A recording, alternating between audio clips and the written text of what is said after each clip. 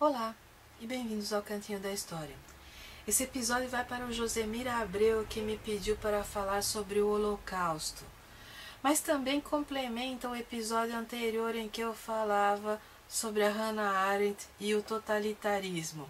E eu deixei um aspecto sobre a Hannah Arendt para abordar na leitura do Holocausto, porque é importante que se perceba o seguinte: um dos aspectos mais importantes que para Hannah Arendt tornam o totalitarismo uma novidade radical é o fato desse regime usar o terror de Estado para dominar seus cidadãos. O Holocausto é o episódio da Segunda Guerra Mundial que reflete melhor essa definição. Existe muita polêmica em torno dos números finais do Holocausto, e existe muita polêmica e muita briga pela reivindicação dessa memória. É bom que se deixe bem claro que não apenas os judeus foram massacrados, mas ciganos, homossexuais, testemunhas de Jeová e comunistas de todos os matizes foram assassinados também durante esse período. Existe uma tendência dos meios de comunicação de transformar a narrativa do Holocausto em uma narrativa única e se concentrando no antissemitismo e no massacre dos 6 milhões de judeus. Mas o Holocausto é um fenômeno muito mais abrangente. O Holocausto diz respeito a uma tentativa da sociedade alemã de construção de uma utopia. E essa utopia do ser humano perfeito, do super-homem, conceito derivado do Nietzsche, a partir de uma perspectiva ariana, passa pela eliminação de todos os que não se enquadram nesse perfil humano. Nesse sentido, é perfeitamente compreensível a inclusão desses outros grupos sociais no processo de eliminação. É um assunto dificílimo de abordar. Dificílimo porque já nos últimos 20 anos e com o surgimento da TV por assinatura e dos documentários como uma indústria, existe uma sucessão interminável de documentários sobre o Holocausto. As mesmas histórias vêm sendo contadas e recontadas, os mesmos sobreviventes vêm sendo entrevistados e existe uma tentativa de apropriação do discurso que serve politicamente ao Estado de Israel, que é lastimável. Então, eu vou falar um pouco sobre alguns aspectos do Holocausto e não quero repetir o que está por aí na mídia. A sociedade alemã, e nesse ponto eu quero deixar bem claro que eu não acredito que Hitler fosse o mentor único do Holocausto. Hitler, quando muito, estabeleceu suas ideias delirantes no Mein Kampf e posteriormente todo um grupo de médicos, burocratas e expoentes do nazismo abraçou essas ideias e idealizou, arquitetou o Holocausto. O Holocausto em si não é a simples eliminação do diferente. É a eliminação do diferente numa perspectiva praticamente industrial e após a obtenção de trabalho. Pense um pouco nisso. Existem os campos de concentração e os campos de extermínio. muitos campos de concentração forneceram mão de obra escrava para as grandes indústrias do esforço de guerra alemão. E eu já disse isso no meu vídeo sobre o Hitler, e é necessário ter muito cuidado na hora de nominar essas indústrias, porque embora existam provas documentais do seu envolvimento com o nazismo, existe também uma negação das que se encontram ainda em atividade desse passado. Então é muito cuidado na hora de nomear. Então é necessário que toda vez que se divulga esse tipo de informação se apresentem provas.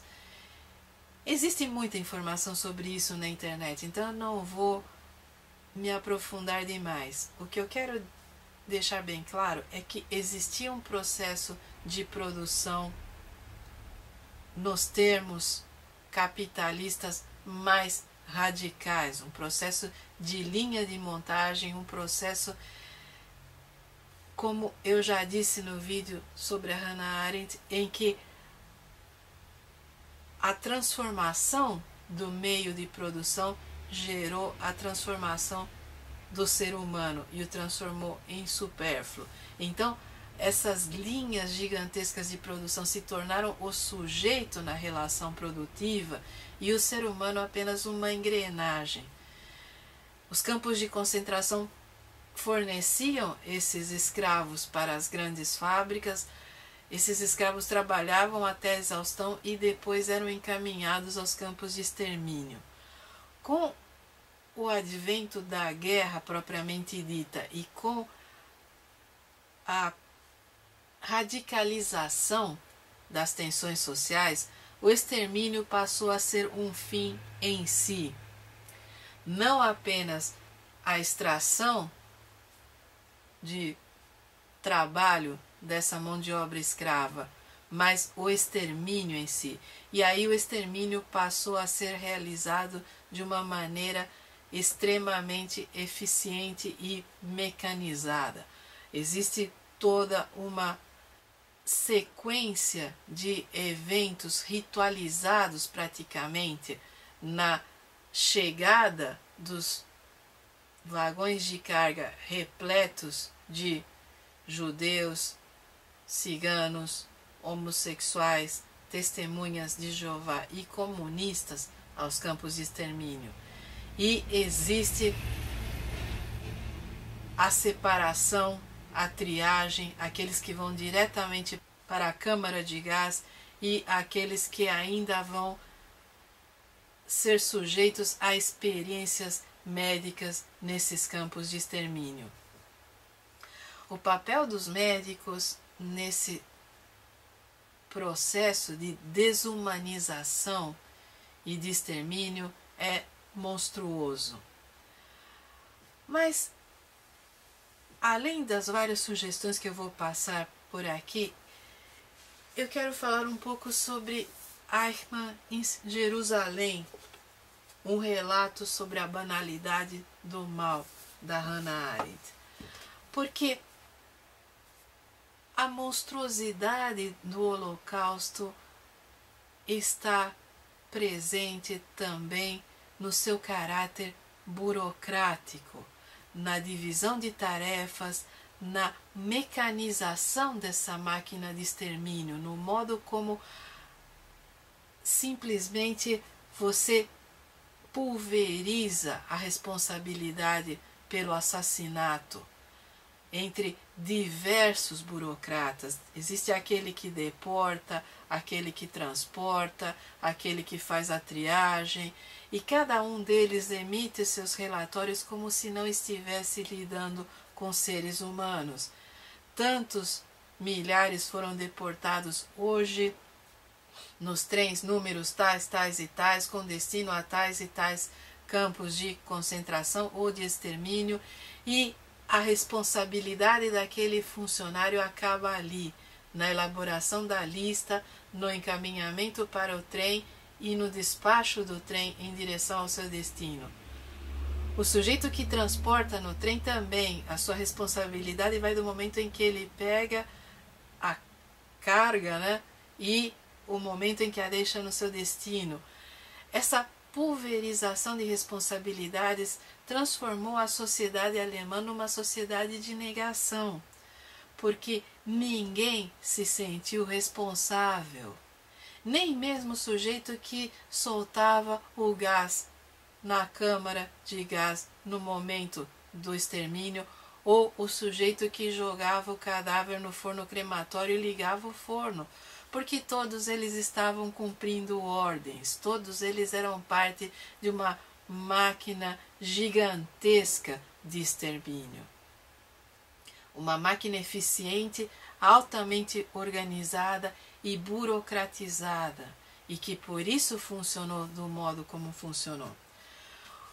O livro da Hannah Arendt gerou imensa polêmica.